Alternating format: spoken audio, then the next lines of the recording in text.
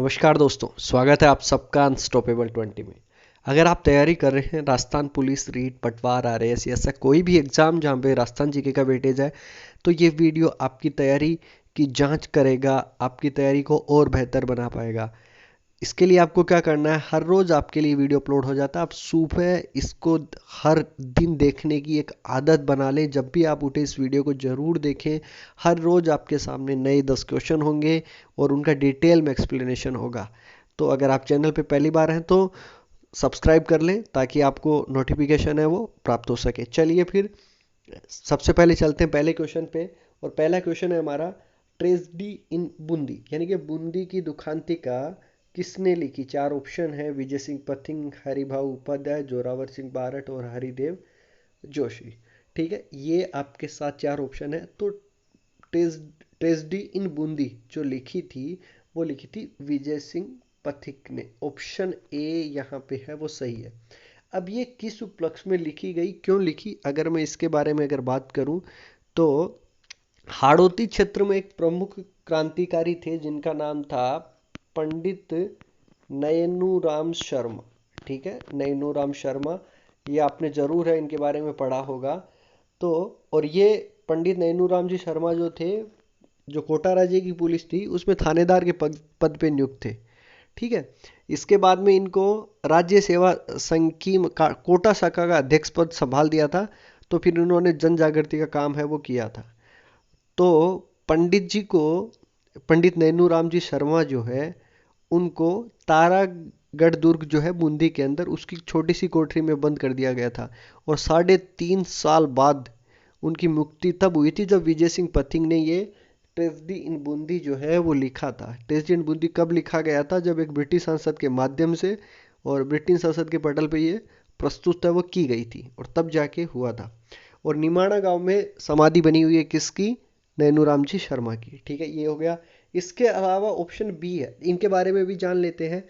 हरिभाऊ उपाध्याय, इनके बारे में मैं अगर आपको बताऊं तो इन्होंने क्या किया था, महिला शिक्षा सदन की इन्होंने स्थापना है वो की थी। और मालव मयूर नाम का पत्र है वो इन्होंने निकाला था। अजमेर मेरवाड़ा के ये मुख्यमंत्री है वो रहे थे। चलिए, इसके बाद में थर्ड ऑप्शन है वो जोरावर सिंह बारट है। जोरावर सिंह बारट आपको पता होगा, दिल्ली में चांदनी चौक में 23 दिसंबर 1912 को लॉर्ड होर्डिंग्स पर दिल्ली प्रवेश हेतु मतलब जुलूस के दौरान जो है एक बम है वो फेंका था, उसके अंदर थे ये। और हरिदेव जोशी जो है 3 बार राजस्थान के मुख्यमंत्री है वो बने।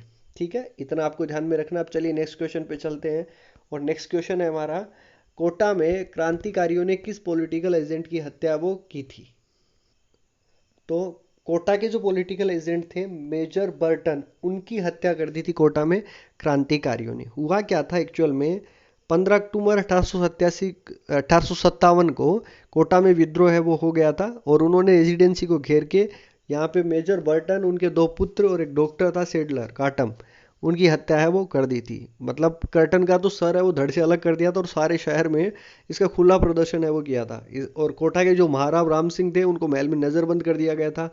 और कोटा राज्य की तोप जो थी उनको भी कब्जे में ले लिया था।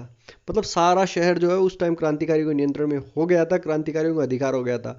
फिर जनवरी 1858 में करौली की सेना आके उन्होंने महारावल को क्रांतिकारियों की नज़रबंदी से मुक्त है वो करवाया था। फिर जनरल रॉबर्ट्स है वो आ जाते हैं, उनके नेतृत्व में कोटा सेना पहुंच जाती है।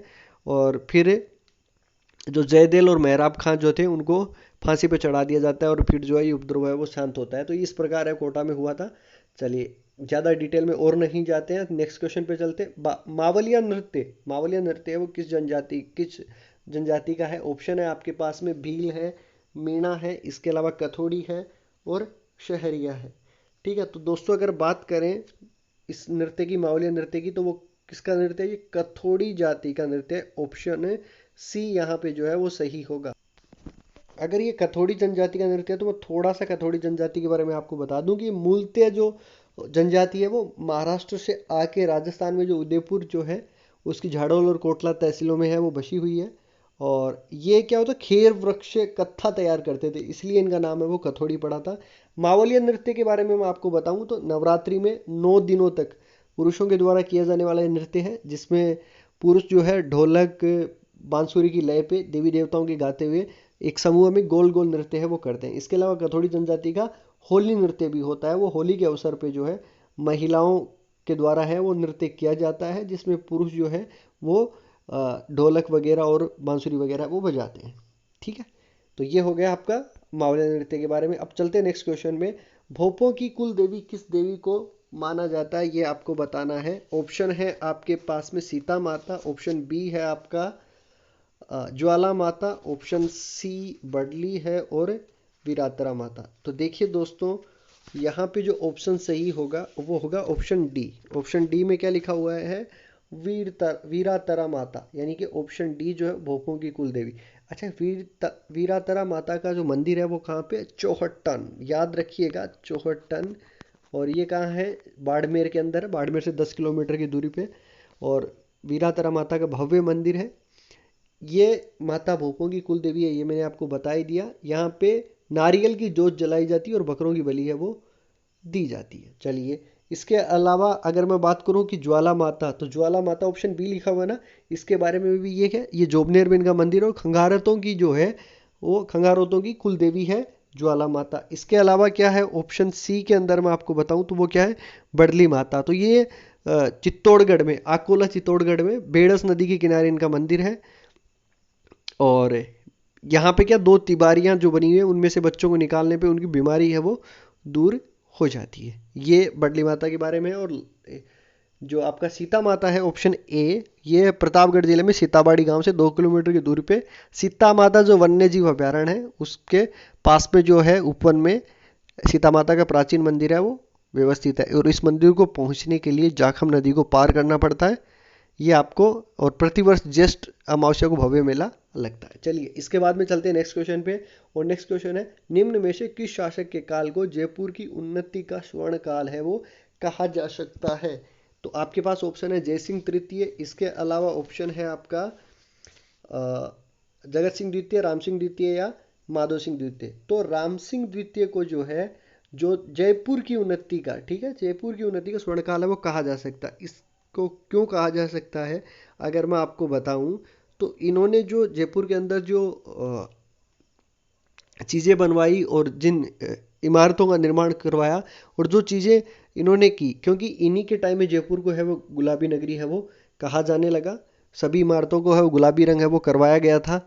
इसके अलावा Maharaja school of arts and crafts की जो है स्थापना वो इनके द्वारा है वो की गई। इसके अलावा रामप्रकाश थिएटर की स्थापना, जयपुर में मेडिकल कॉलेज खोला गया उसी समय, लेकिन विद्यार्थियों की संख्या कम थी इसलिए इसे बंद जरूर करना पड़ा था।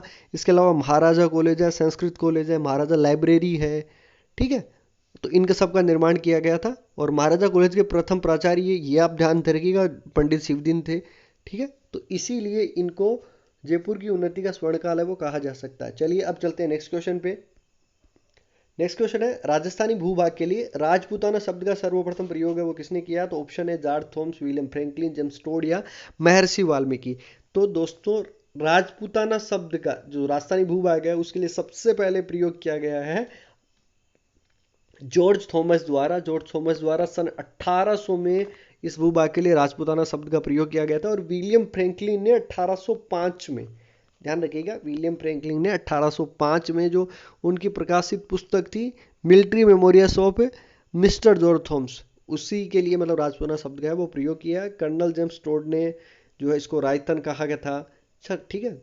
और उनकी बुक जो थी उनमें, बुक का नाम क्या था, analysis and antiquities of Rajasthan, उसके अंदर जो राजस्थान शब्द का प्रयोग किया था। और महर्षि वाल्मीकि जो ऑप्शन डी है यहाँ पे, इन्होंने मरुकांतर शब्द का प्रयोग है वो किया। चलिए, क्वेश्चन चलते हैं नेक्स्ट पे। और नेक्स्ट क्वेश्चन है, राजस्थान में मिट्टी का अवनालिका अपरदन सर्वाधिक किस नदी से होता है ये आपको बताना है। तो मिट्टी का सर्वाधिक अवनालिका अपर्दन करने वाली नदी जो दोस्तों वो है हमारी यहाँ पे चंबल, यानी कि ऑप्शन बी जो है वो यहाँ पे करेक्ट रहेगा। अब चंबल नदी के बारे में आपको पता ही होगा, उद्गम होता है इंदौर जिले में जो महू के निकट जो है जनाबाव की पहाड़ियाँ वहाँ से निकलती है। और मध्य प्रदेश के बाद में राजस्थान में एंटर करके उत्तर प्रदेश में और जाके वहाँ पे यमुना नदी में मिल जाती है। राजस्थान की 12मासी नदी है ये आप ध्यान में रखें। राज्य में मिट्टी का अवनालिका अपरदन इसी नदी से सबसे ज़्यादा होता है। और इसके अलावा राजस्थान में जो मिलने वाली सहायक नदियाँ हैं इसकी बहुत सारी है, बनास, काली सिंध, पार्वती, बामनी, कुराल, मेज, है ना, सिंध, जो काली सिंध है वो। इस प्रकार से बहुत सारी नदियां हैं वो इसके अंदर है। इसी में भैंसरोडगढ़ के निकट है वो चूलिया प्रपात है। इसके अलावा इसी नदी पे गांधी सागर है, मध्य प्रदेश में राजस्थान की सीमा पे। राजस्थान में राणा प्रताप सागर है, जवाहर सागर बूंदी कोटा के अंदर है, कोटा बैराज कोटा के अंदर बना हुआ है। तो ये इतनी सारी चीज़ें हैं वो। और सर्वाधिक सतही जल क्षेत्र जो जल जो होता है वो सर्वाधिक मात्रा में इसी नदी में होता है। इतना आप ध्यान में रखेंगे चंबल की मिट्टी से रिलेटेड। नेक्स्ट क्वेश्चन पे चलते हैं। संविधान के कौन से संशोधन के तहत एक ही व्यक्ति को 2 से अधिक राज्यों का राज्यपाल नियुक्त किया जा सकता है? आपके पास में ऑप्शन जो दोस्तों है वो है 5, 6, 7 या 8। ये कौन सा था? तो दोस्तों ये जो था वो 7वां जो संशोधन था, ऑप्शन सी यहाँ पे करेक्ट रहेगा। 1956 में जो किया गया था उसके अंदर ये व्यवस्था की गई है कि एक ही व्यक्ति को 2 से अधिक राज्यों का राज्यपाल नियुक्त किया जा सकता है।